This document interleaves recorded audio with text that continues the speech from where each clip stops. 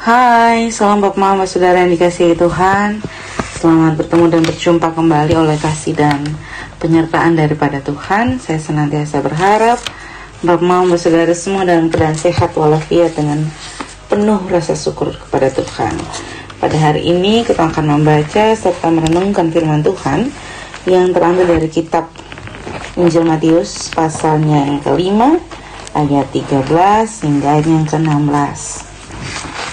Injil Matius pasal 5 ayat 16 hingga ayat 13 hingga ayatnya yang ke-16. Sebelum membaca serta merenungkan firman Tuhan, saya mengajak kita menyatukan hati dan pikiran di dalam doa. Kita berdoa. Bapa di dalam surga, Bapa yang kami sembah lewat anakmu Yesus Kristus, terima kasih Tuhan untuk kasih setia dan penyertaan Tuhan di dalam kehidupan kami. Kami bersyukur untuk penyertaan Tuhan, kami boleh diizinkan Tuhan untuk bangun di pagi hari dengan setubuh sehat dan nyaman, serta menikmati berbagai aktivitas kami Tuhan. Pada saat ini Tuhan, kami akan membaca serta merenungkan akan firman Tuhan. Tuhan memberkati, biarlah apa yang kami baca, apa yang kami dengar, semuanya itu boleh kami lakukan dalam kehidupan kami hari lepas hari. Mengampuni salah dan dosa kami Tuhan.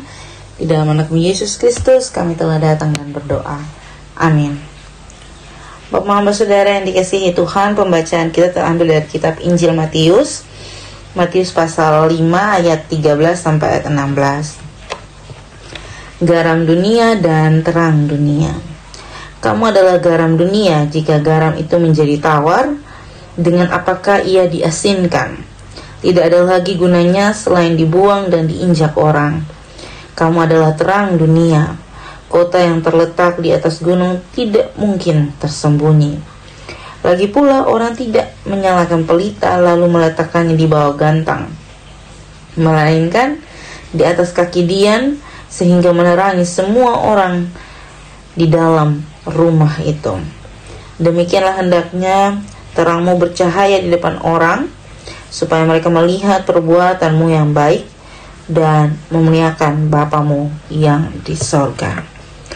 Demikian jauh akan firman Tuhan yang dikatakan, berbahagia adalah setiap kita yang tidak hanya membaca, mendengar, tetapi bersungguh-sungguh mau melakukan di dalam kehidupan kita hari lepas hari. Salam Bapak Mama Saudara yang dikasihi Tuhan, selamat bertemu dan berjumpa kembali. Hari ini ketong dituntun oleh firman dari kitab Injil Matius tentang garam dan terang dunia. Bapak Saudara yang dikasihi Tuhan, perumpamaan garam dan terang dunia ini atau firman Tuhan ini, saya yakin dan saya percaya bahwa ketong semua sudah membacanya atau mendengarnya berulang-ulang kali. Karena apa? Karena perumpamaan ini sangat-sangat sering digunakan untuk menerangkan bagaimana tugas tanggung jawab kita di dalam dunia saat ini. Tetapi hari ini saya mau menekankan kembali tentang apa arti dari garam dan terang itu. Seperti perumpamaan yang diberitakan oleh Injil Matius pada pagi hari ini. Kalau makanan tanpa garam tentu tidak ada rasa. Walaupun kita sudah taruh masako, kita sudah taruh gula, sudah taruh berbagai jenis bumbu, tapi itu bumbu tidak ada pakai garam, itu makanan tidak taruh sedikit garam, tetap makanan tidak akan nikmat. Makanan tidak ada rasanya. Itu maksud dari perumpamaan yang menggunakan garam. Lalu apa yang maksud dari terang? Terang itu selalu dapat menerangi satu tempat yang ada. Jadi misalnya kalau kita taruh lilin dalam satu kamar, satu lilin saja dia bisa bikin terang satu kamar. Satu lilin di dalam rumah saja dia menunjukkan penerangan yang luar biasa. Walaupun lilin kecil, tapi dia punya dampak sangat luar biasa. Itu perumpamaan. hal ini diminta oleh Tuhan untuk ketong mewujudkannya. Di bulan kebangsaan ini ada begitu banyak persoalan yang terus berdatangan di dalam ketong kehidupan. Sebagai masyarakat Indonesia, tentu ketong pelik sekali dengan ini keadaan politik yang luar biasa yang bergulir di kebangsaan ini. Bangsa yang telah merdeka, kehidupan yang telah merdeka, tapi ketong tidak merdeka. Itu sebabnya Tuhan bilang, mari ketong datang sebagai garam dan terang dunia.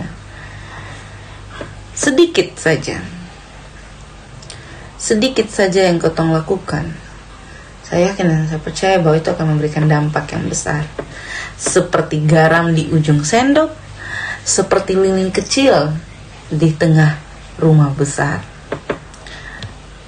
Ketong akan selalu menjadi titik pusat yang memberikan pertolongan dasar bagi tugas tanggung jawab bangsa. Kalau ketong mengetahui bahwa ketong bangsa sedang dalam polemik, mari ketong semua doakan. Mari ketong semua mendukung hal-hal yang tidak berperi kemanusiaan. Jangan acuh tak acuh. Jangan lepas daripada doa untuk bangsa ini. Sama juga dalam ketong kehidupan rumah tangga, kehidupan pelayanan, kehidupan pekerjaan. Jangan pernah ketong ada dalam posisi di mana ketong meninggalkan hal-hal yang seharusnya. Mungkin kecil saja, ketong merubah pola hidup kecil saja.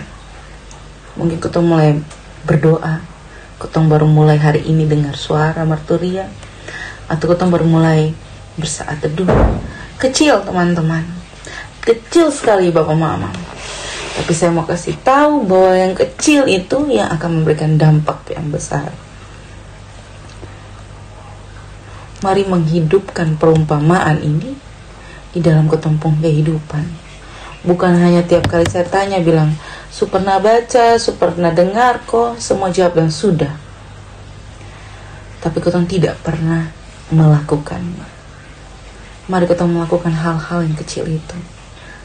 Mendoakan pribadi ketong untuk tetap taat teguh di dalam doa.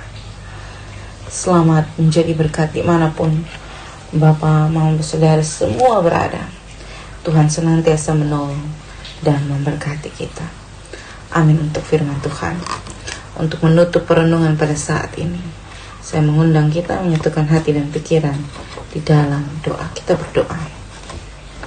Bapa kami yang dalam surga, dikuduskanlah namamu, datanglah kerajaan-Mu, jadilah kehendak-Mu di bumi seperti di surga. Berikanlah kami pada hari ini makanan kami yang secukupnya, dan ampunilah kami akan kesalahan kami, seperti kami juga mengampuni orang yang bersalah kepada kami. Dan janganlah membawa kami ke dalam pencobaan, tetapi lepaskanlah kami daripada yang jahat, karena Engkaulah yang mempunyai kerajaan dan kuasa dan kemuliaan sampai selama-lamanya. Amin. Shalom Bapak Mama Saudara sekalian, selamat beraktivitas. Tuhan memberkati kita semua.